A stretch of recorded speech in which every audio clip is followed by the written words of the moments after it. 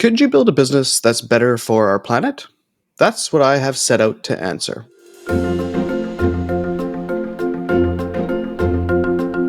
Hi, I'm Marco Pimentel, marketing expert and entrepreneur, and host of the podcast Someone Like You.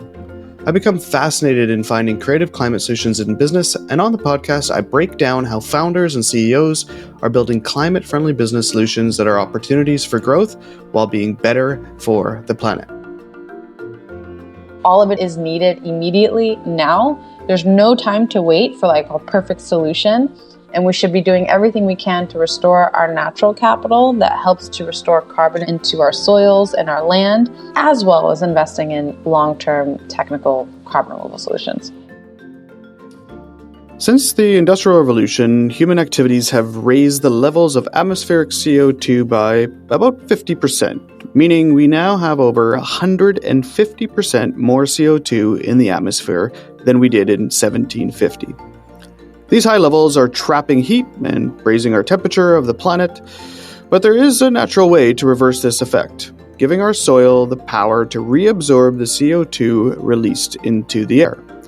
That's Alexsandra Guerra's mission with the company she co-founded, Nori. As an entrepreneur and environmental engineer, she decided to make carbon removal her work and help develop a technology that takes farming to a new and more sustainable level.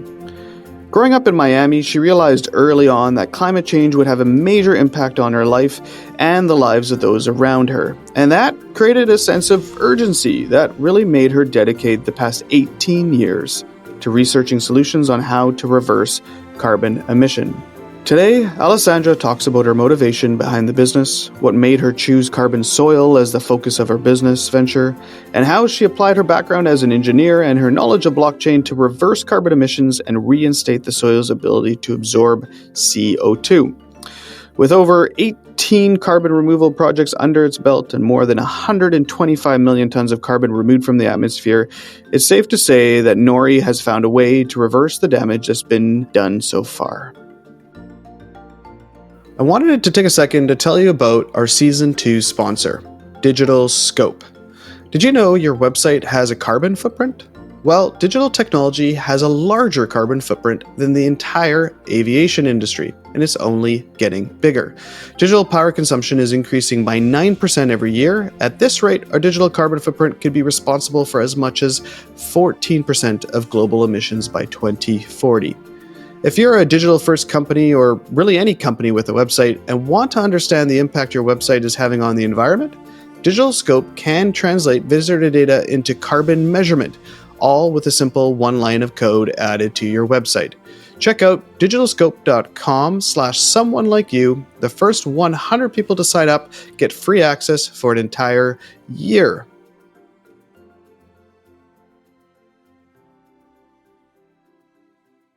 Alexsandra, welcome to the show.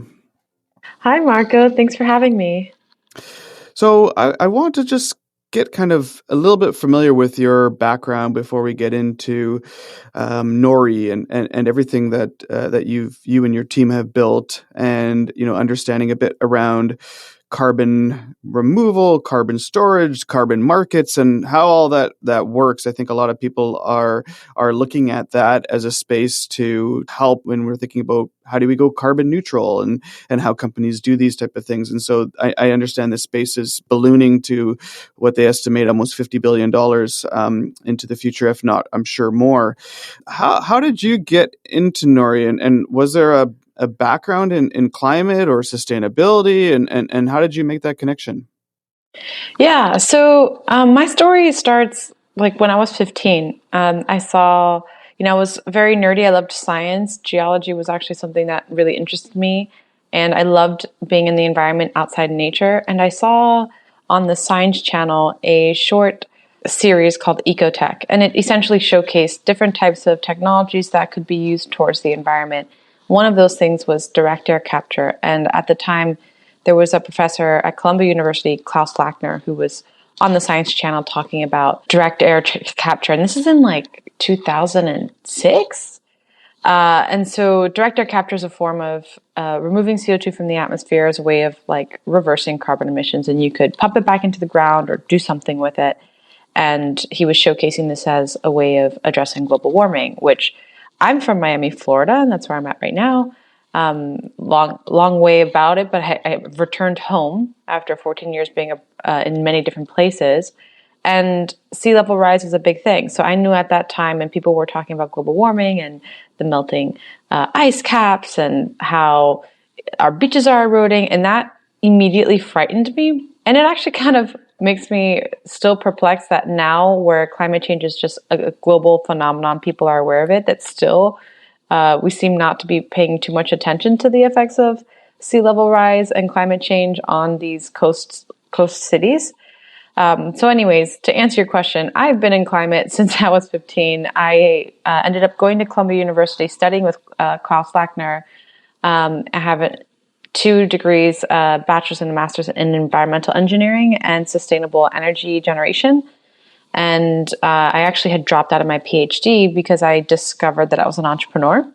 I took a class called Entrepreneurship for Scientists and Engineers as part of our graduate curriculum. And once you pull back the veil and look behind the curtain and realize you're an entrepreneur, there's no going back. So I dropped out of my PhD program at University of California and started working for the utility on renewable energy programs and systems. And then it took 3 years of hackathons on the weekends, networking events during the weekdays to find the right team and the right idea. And that happened in 2017 in the fall when I met my co-founders of Nori, and we decided to create a marketplace to incentivize people to remove carbon from the atmosphere, and that we would sell these as carbon removal credits, not just a carbon credit. There's many reasons why those are all different, and that we would do it on the blockchain and use new technology in a new way. So I'm one of the founders of Nori, and we're just closing up 6 years now.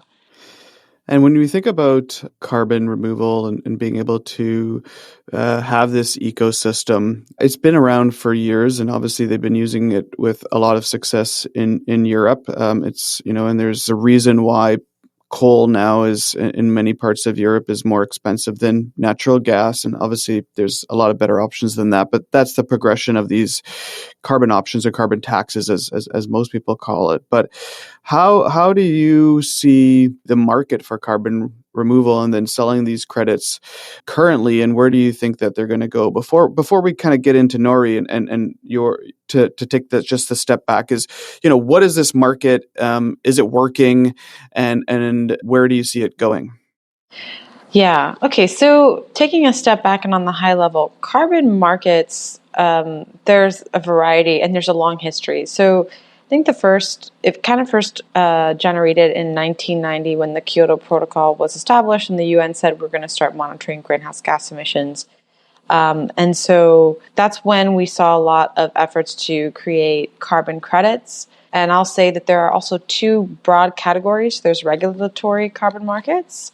So regulators in, let's say, a state or in a region like California might say, we're going to cap emissions of organizations, et cetera. And that's a completely different thing from the other type, which is voluntary carbon markets, which Nori plays a role in. And we're seeing lots of development across both of those categories of carbon markets. Regulations are constantly changing and improving and growing. Same thing with voluntary carbon markets. And I would say it's still pretty complex. And there's a lot of uncertainty around what's in a carbon credit, whether it's regulatory or voluntary, because we still don't have perfect data for accounting carbon emissions. How much carbon are we emitting across the globe, across different businesses and countries?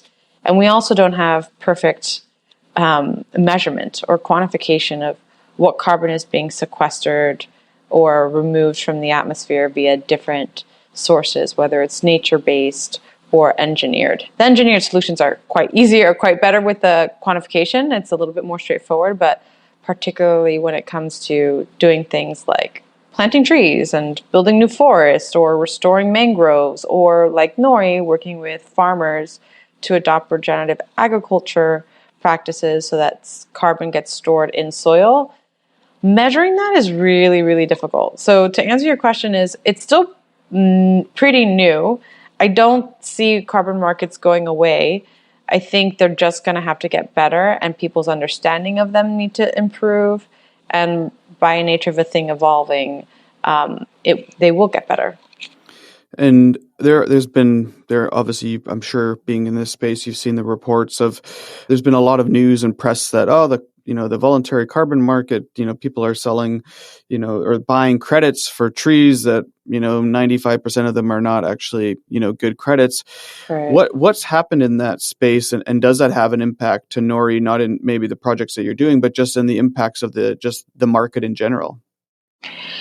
Yeah, I mean, it's kind of really analogous. I think the closest analogy I can think about right now is crypto, where you see like Bitcoin started and then it rise in price and it fell and it rise and it fell, and it's still here and it's still around, and crypto and blockchain hasn't really gone anywhere, but it's going through different phases of evolution. And I think to your question, yeah, those types of articles or insights into what didn't work on within carbon market schemes, whether regulatory or voluntary, they're impactful. And I think that they're impactful in what can be a harmful way, but also a very beneficial way. It's kind of, you can't get rid of the criticism without learning a little bit about it, right? And there's some true things to what's being published, like a lot of those forestry projects, they aren't well monitored, or they don't really represent true emissions reductions. And so that doesn't mean we should get away with carbon credits or carbon projects and the carbon market in general. It's like, okay, what failed there and how can we improve them? And this is what brings up MRV, a concept of monitoring, reporting, and verifying carbon sinks. And there's a lot of organizations, startups, and established organizations investing resources into MRV so that we can improve our knowledge of how much carbon is being either emitted or sequestered or reduced in different places. And so in 2017, you found your co-founders and you had this initial idea with Nori. What was the kind of initial kind of go-to-market business plan for Nori? Oh my gosh. It was your standard, like, go to a corporate like Google or Apple and sell them carbon credits. It was like, just go after the big corporates. And it was funny because our initial hypothesis, and so for those entrepreneurs out there with all their hypotheses that they need to validate or invalidate, really treat your assumptions as those things, assumptions to be tested. Ours was that in our two-sided marketplace where we supply carbon projects and sell the credits, we thought that the demand was easy peasy, lemon squeezy, and then that the supply would be really difficult to get. And so when we started going to market in 2018, after writing our white paper in April of 2018, we discovered, it was actually quite easy to start working with some of these farmers who were really interested, in the innovator, the early adopter type farmers who wanted to work with us. So we were able to onboard our first project. And then we found it was incredibly difficult on the demand side to sell these credits, because the only true go-to market path for carbon credits established prior was to these big corporates through these carbon credit schemes, or not schemes, but programs. And so naturally, large corporate customers, they're risk averse. So they're not going to work with Nori or some small startup working on a new carbon credit that has no reputation or standing or record of being able to complete these long-term climate restoration projects. And so we had to take a good look at how we were going to go to market. And by a series of testing and events like joining Techstars, etc., we discovered that, we're really good at the retail part. So consumers, individuals can come to our website and just buy directly from our website. That's about 30% of our sales volume.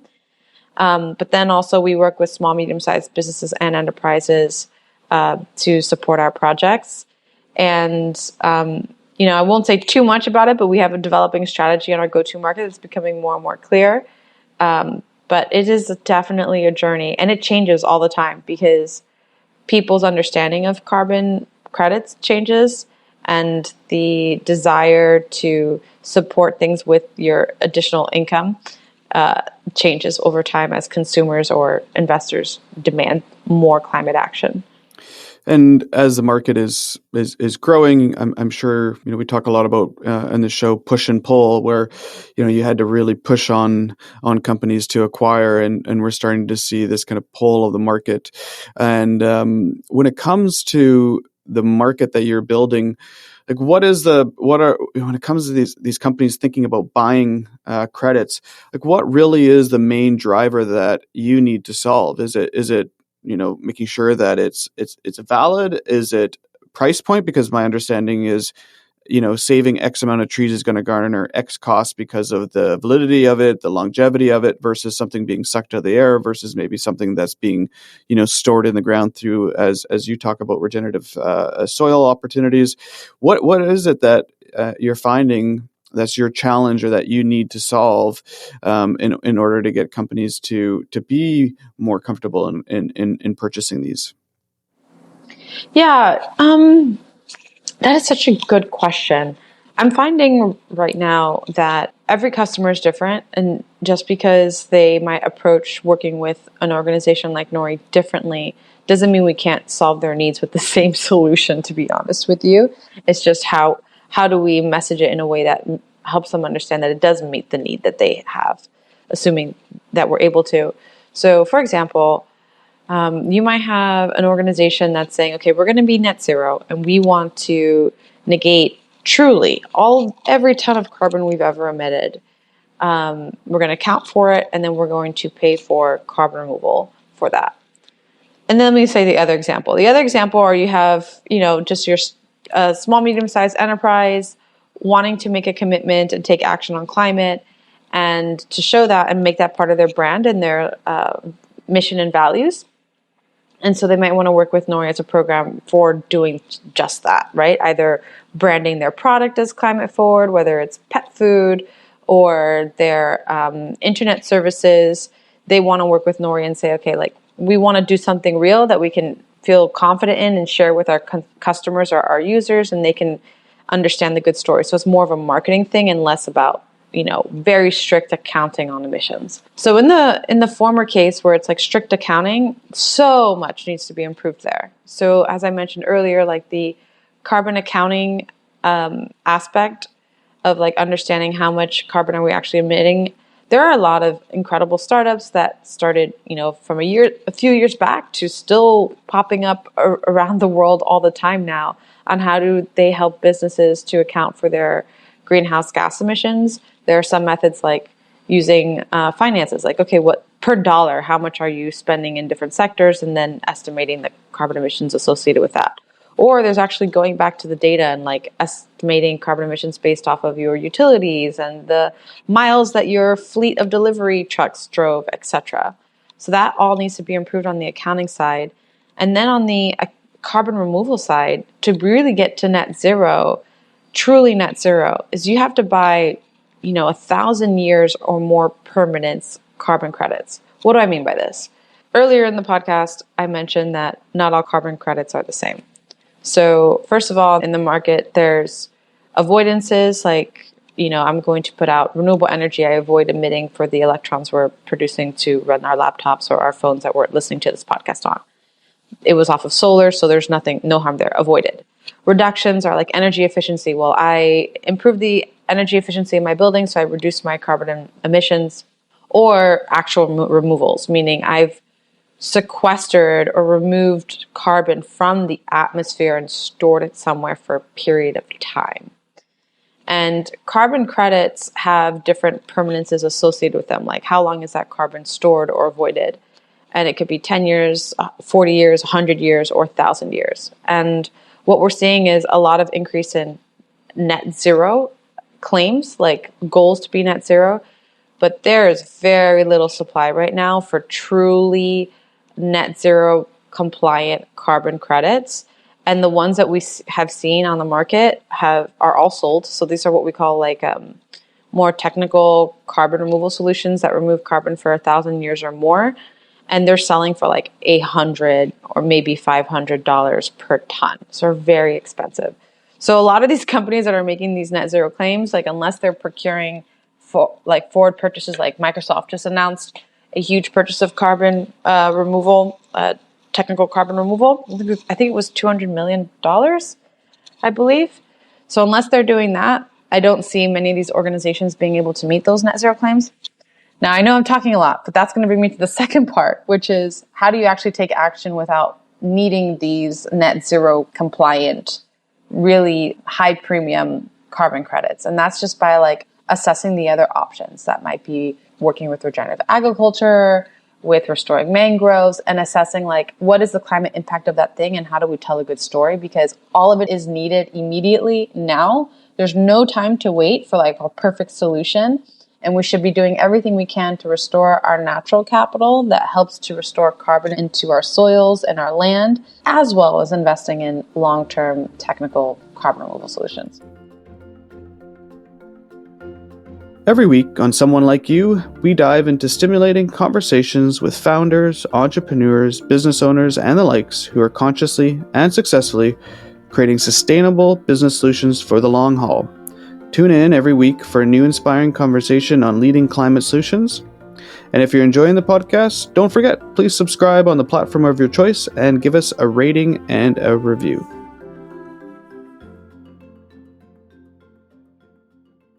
And when we think about Nori and the solution that you've created, why was blockchain important, and why did that come into the picture as well? That's a good question. So there was a couple of reasons why we decided to build the marketplace on the blockchain. One was for transparency, two, immutability, meaning that it couldn't be changed. So once a carbon credit is purchased and retired, like it is done. It's written in stone. You can't change it on the record. And the third was for the ability to tokenize these assets either as non-fungible or fungible tokens. So Nori's carbon removal credits, the NRTs that we have, are non-fungible tokens that are retired on the blockchain, and you can view that immutable record through our blockchain record. But we also have the ability, and we've paused this for now, we have the ability to create a fungible token, the Nori token, which could be used for price discovery of purchasing one NRT or one carbon credit. Given the uncertainty in the regulatory space with regard to cryptocurrencies right now and our need to focus on scaling carbon removal assets, those NRT supplies, we've decided to do that, to just focus on that. But the Nori token is still a beloved idea, and we expect to execute on it. We're not sure when. Yeah, to me, it seems like you're providing, clear transparency and trust in terms of what did somebody buy, and here is this record, and Exactly. that's incredibly important. When you think about the supply, Nori, what kind of supply do you have? And I believe your focus is on soil and regenerative agriculture. Is there any other focuses that you have? Is that in line? Yeah. So yes, our primary focus to date has been regenerative agriculture projects. We announced our partnership with Bayer Crop Science as a commercial partner to help onboard tens of thousands of acres within the U.S. of their farmers to adopt these practices and sequester carbon. So that was a big one for us. And then we're continuing to do that and work with our independent farmers who come through the system. We also plan to expand to different types of carbon removal methodologies, of course. We have a very smart team that's constantly looking at the different technologies and quantification methods available, because any methodology for enrolling any type of project requires a method of quantification. And that has to be done, or so far we've had it done independently by a third party. So that's one of the key recipes to onboarding a new methodology. And then I will say we did share our white paper recently, earlier this summer, on our blended ton.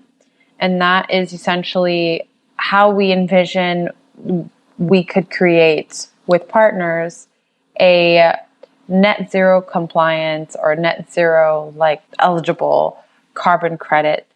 And that would be by pairing one of our immediately available 10 years of storage of carbon removal through farmlands, the NRT, with 1 ton removed for 1,000 years plus, but that ton to be delivered in 10 years time.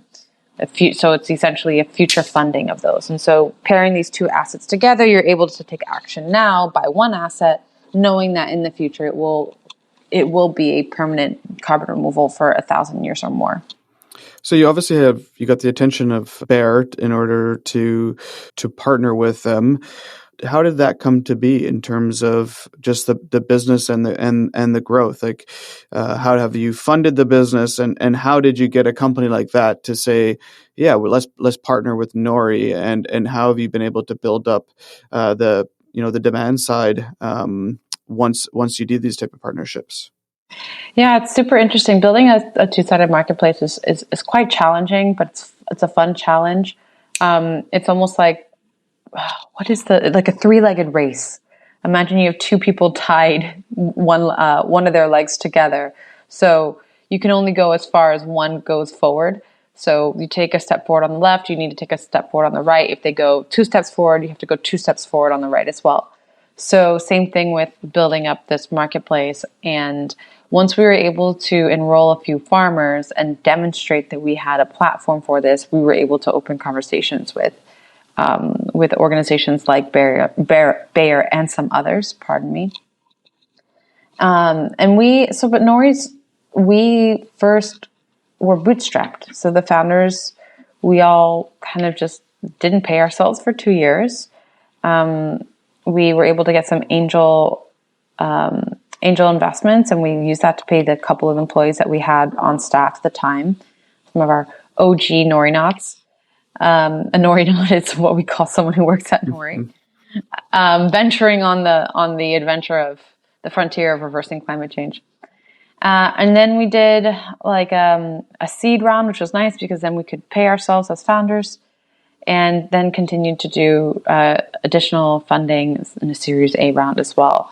And I think that all helped, right? So having the seed round, the Series A round being established, having several farmers already demonstrated we're able to get them the money that they or help them to earn those additional revenue streams from selling carbon credits was a proof point for Bayer and that conversation. And they really want to support this switch. Like, we all know, the world around, we all know that the way that we are treating this planet is not working, and something has to change. And that includes the involvement of your smallholder farmers to your large conglomerates, right? Like, all hands on deck. And I honestly believe most people are really good people.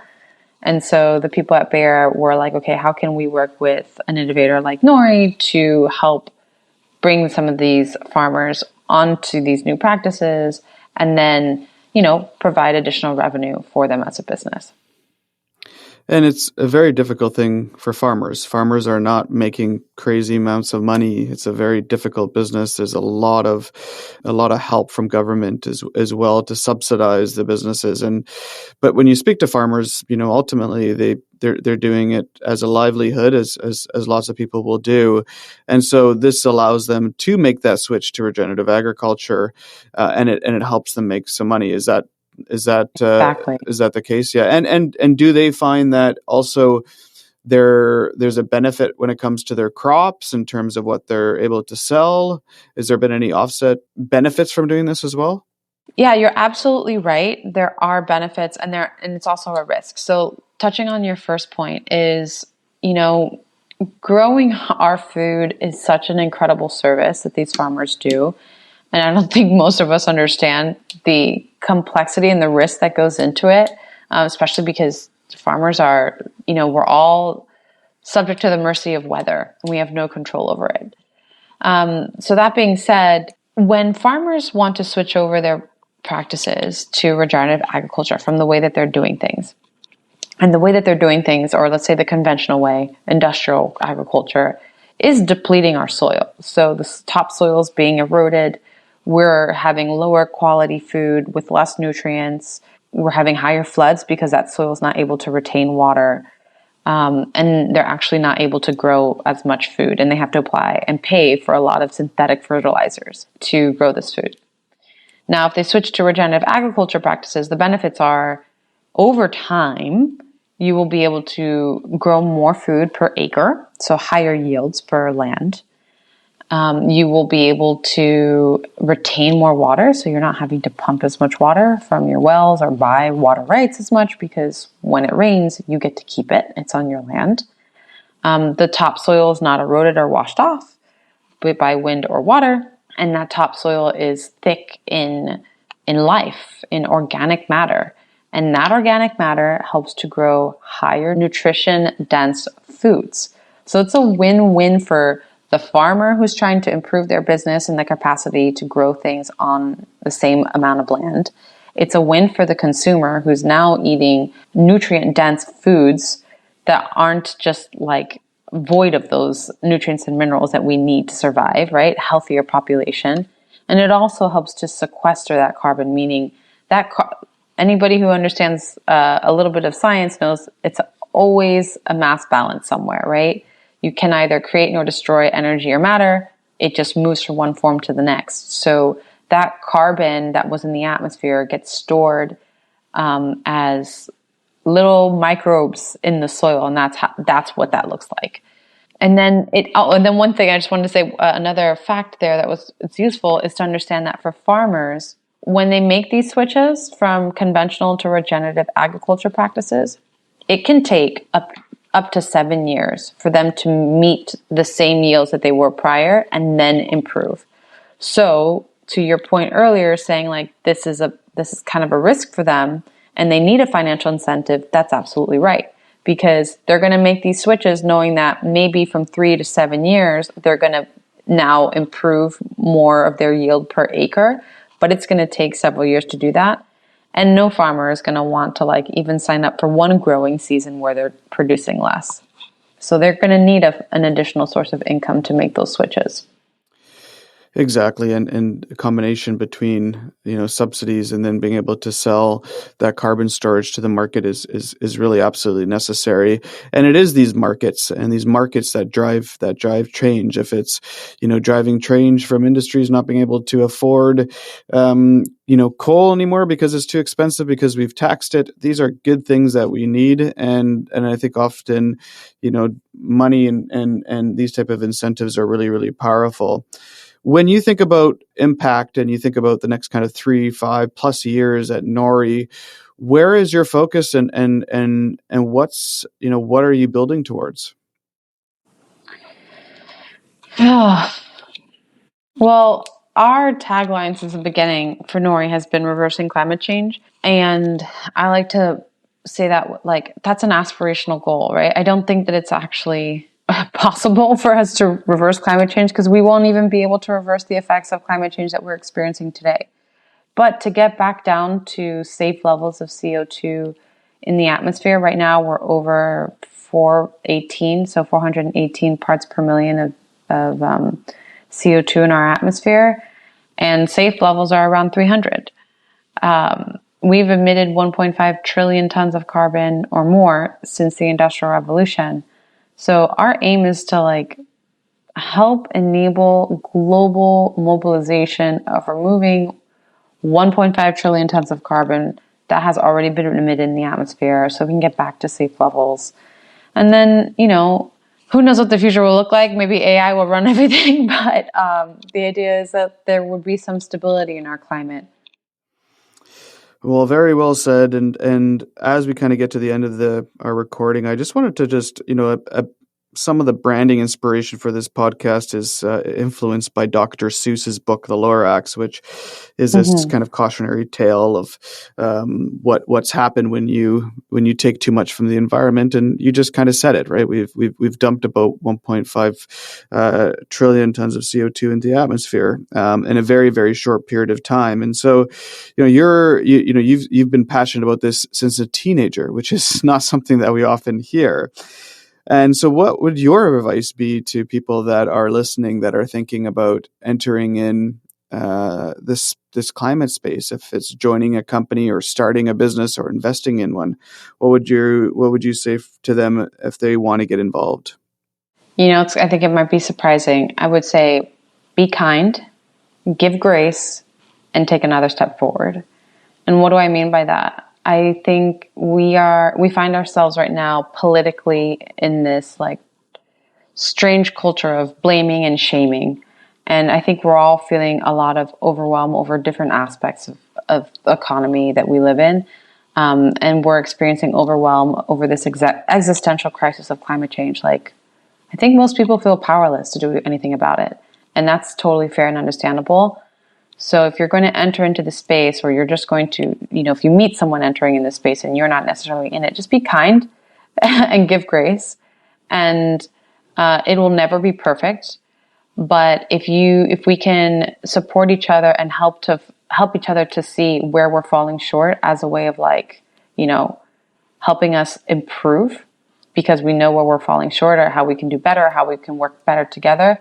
I think that is a big thing. That's my biggest ask from people in this space. I think I'm a little exhausted by the blaming and the shaming, and you didn't do this right, and well, they're doing that. And I'm like, come on, guys, we don't have time for this.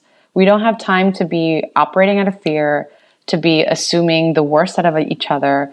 Let's just assume we're all really just trying to do the best for this planet. And if we're seeing something that we don't agree with, have a nice, open, curious conversation about it. If you don't agree, then you don't agree. But you might oftentimes find in those conversations that they do agree with you. They just didn't notice it because they're busy focusing on something else, and that's totally fine. Well, wonderfully said, and I appreciate you taking the time to join us on the podcast today. Where can listeners find out more about Nori and learn more about yourself?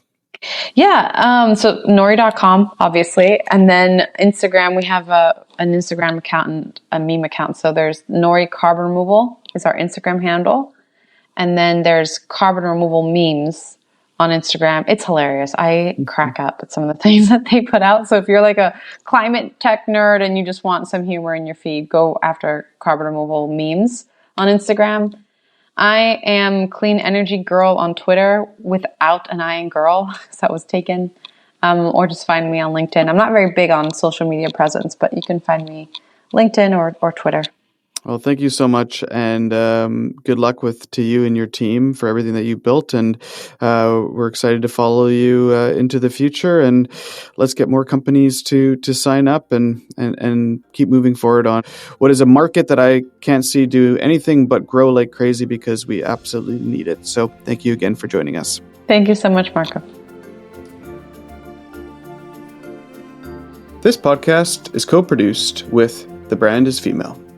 I hope you've enjoyed today's episode of Someone Like You. And if you did, please share this. We're a new podcast, and I would love it if you could share it with a family member, friend, colleague, work colleague. Share it on Slack, whoever you do. Just share and spread the message of these incredible brands. Please also support these type of companies. They're doing the hard thing, and the hard thing often takes a lot of people to get on board. And don't forget, please subscribe on the platform of your choice and give us a rating and review. I'm Marco Pimentel. Thank you for joining us today. For more information on Someone Like You, you can find us on Instagram at Someone Like You Podcast, with all the links to the podcast, our website, and more information about the brands that we feature. Thank you again.